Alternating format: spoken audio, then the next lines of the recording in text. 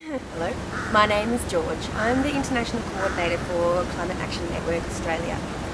I am here in tropical Bangkok for the UNFCCC talks. We've been here for about 2 weeks, working hard to try and pull the parties across the world, the 192 countries that are members of, that are parties to the UNFCCC, to come to an agreement at the talks in Copenhagen. We've seen a moderate amount of progress over the last 2 weeks in cleaning up some technical details in the text that's going to be presented at Copenhagen, but not enough, and certainly not nearly enough progress on the really big political problems that will define the success of a Copenhagen outcome. The really big issues that we need to see progress on, particularly from the developed countries, is ambition in their emissions reduction targets for the midterm, for the second commitment period of the Kyoto Protocol and under the other track. Commitment to delivering significant additional sufficient new resources, financing and technology transfer for developing countries to mitigate and also adapt to the impacts of climate change.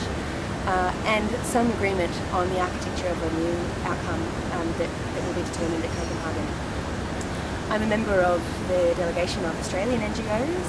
There are around a dozen Australian NGOs here working mainly on finance and mitigation, but also on adaptation and a little bit of technology transfer and on legal form. And we've been working really hard to try and get Australia to come out of the closet on finance and make a commitment that they will contribute their fair share of international climate finance to help developing countries mitigate their greenhouse gas emissions and adapt to the impacts of climate change. So far, our commitment from Australia on that front has been lacking, and that's a real disappointment for the Australian groups that are here, because the time is very short before we get to the Copenhagen talks.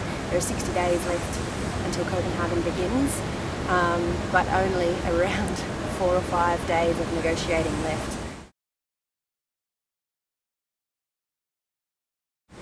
That means that we need huge movement from the leaders of the world, including Australia, to change the mandate they're giving their negotiators, to tell them to come to an agreement that is ambitious and that recognises common but differentiated responsibilities of all the parties to the UNFCCC, so that we can avoid catastrophic climate change and protect people and ecosystems around the world from the devastating impacts that will have.